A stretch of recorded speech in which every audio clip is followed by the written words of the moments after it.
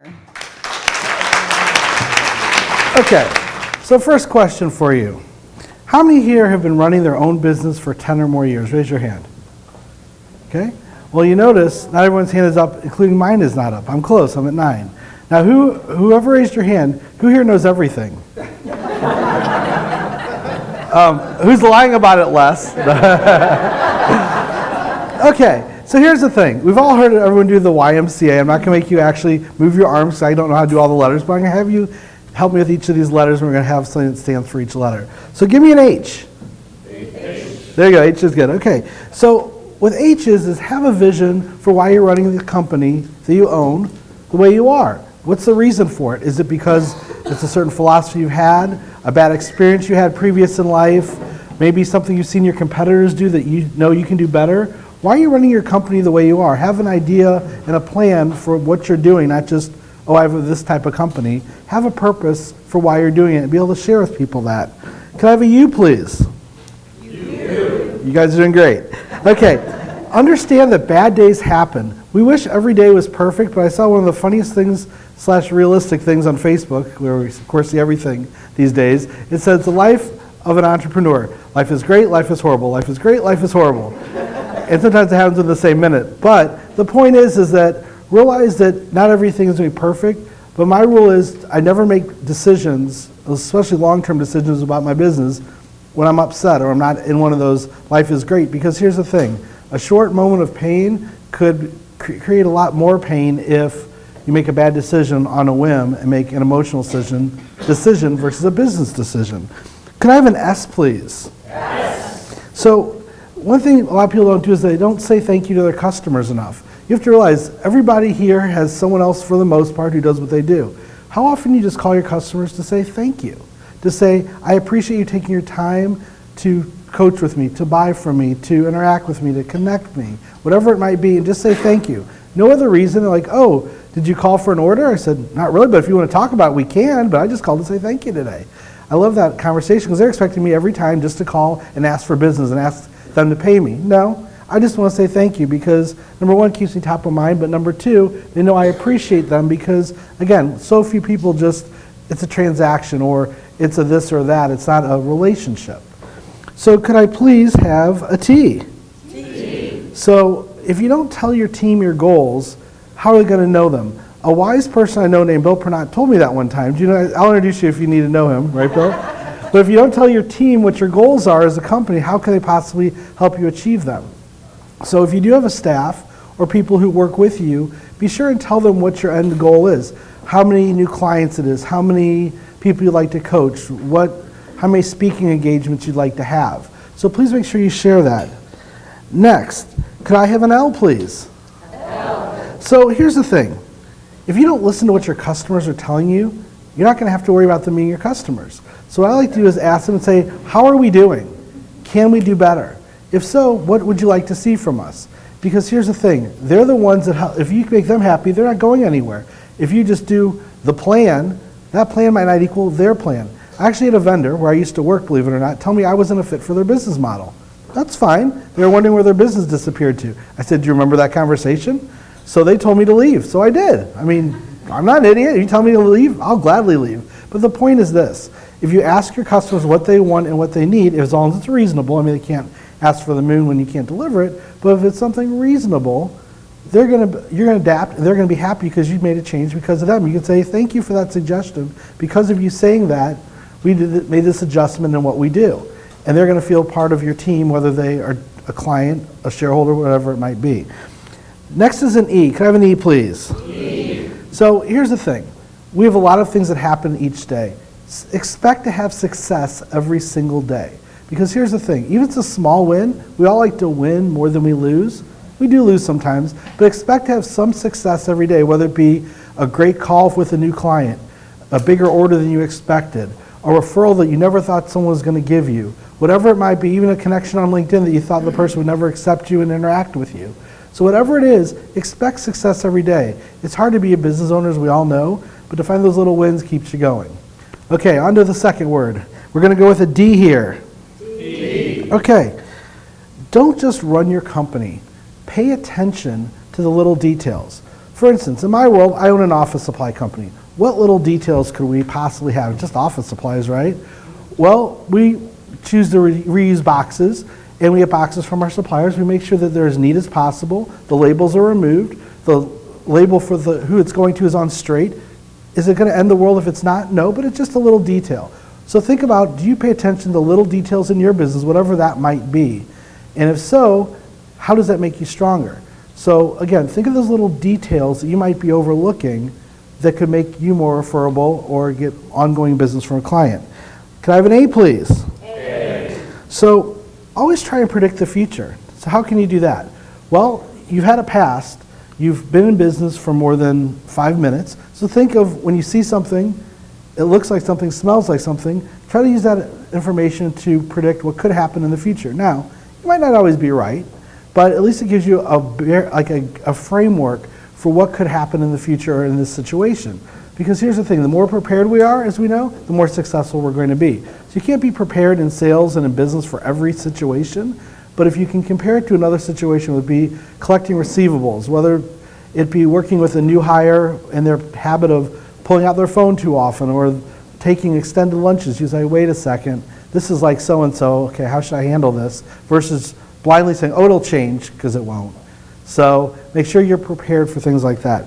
Can I have an I, please? Aye. So I is for insist that you clearly share with your networking partners, the people who refer you, what makes your business different, the way you run it, from other places. Is it how you answer the phone quickly? Is it how you follow up? Is it how you have different processes? Because here's the thing, just like we have products and services, if we can share with people the way we run our business and they can promote that, that's almost stronger than, hey, I sell pens. So if they know how I do it, why I do it, they can make more strong connections and people be more willing to talk to me or whatever it relates to in your business. How you present your information, like for instance, Dan in the back. You're like every other chiropractor, right? Oh, you're not? No, you're not? So there's something you do different than the guy down the street, right? Because you're not the only chiropractor in town, right? There you go. So the point is, Deanna's got to be very clear on what makes him different, how his processes are different, so people want to talk to him versus that other chiropractor down the street, or the mailer that was in their mailbox, or whatever it might, or the person next to their dentist, they just happen to see the sign on the front door. So you have to be clear with those people who are out there referring you and sharing you why what you do is different. Next, can I have an L, please? L. So listen for process improvements and ask questions of your employees. Actually, one of my drivers said the best suggestion I'd had in a long time. We get big old skids of paper in, truckload at a time, and every time we'd have the length of the warehouse, and we'd be wheeling it up to the front. And one time he comes into my office and said, hey, Mark, can I ask you a silly question? I go, sure, what's your question? Sure, it's not silly. He goes, is there a reason why we don't put the open pallet paper right by the door so we don't have to haul it so far? And as a fool, I thought to myself, that would be a really good thing to thought of 5 years ago. So I said, why don't you take care of that right now? And as a result of Chris, because I always feel it's important to give credit for those people and their ideas, because a lot of bosses, unfortunately, feel because they're the boss, they should take everyone's ideas their own.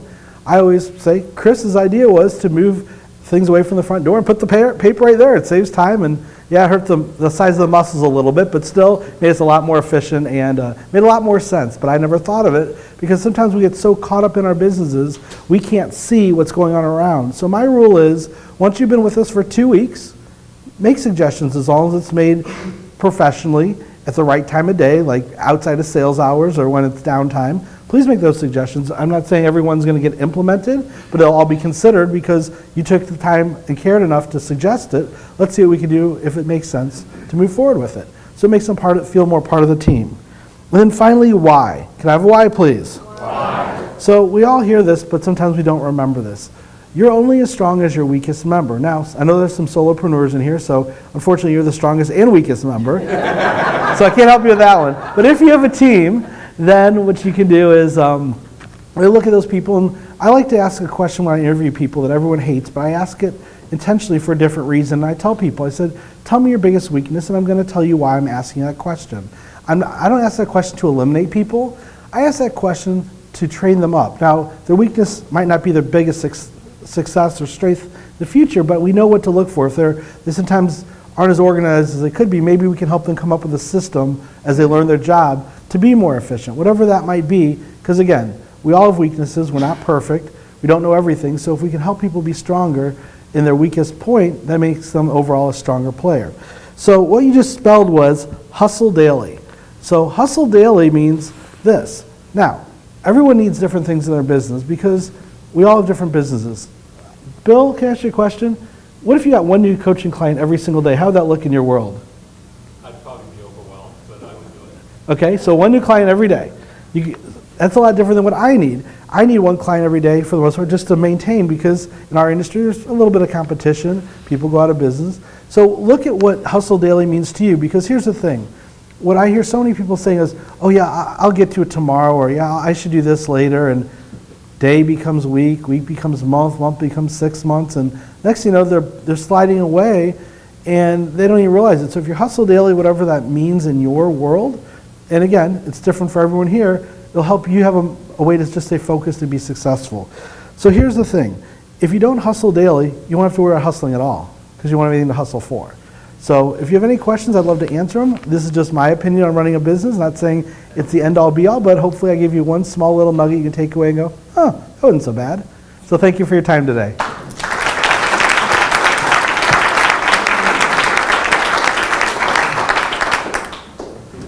Questions for Mark?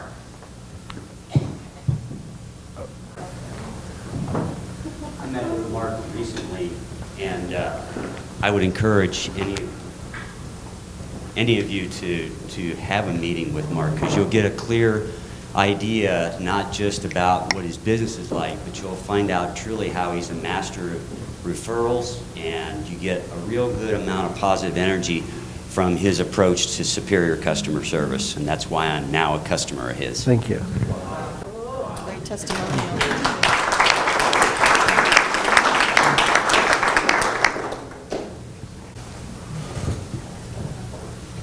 Mark, thank you for that. That was great. Thank you. The expect success, expect to have success. Can you elaborate on that a little bit? How do you expect to have success? I mean, how do you visualize that? How do you prepare for that? Well, we'll realize that if you're doing multiple activities in a day, you're making phone calls, you're having meetings, expect to be successful, because here's the thing.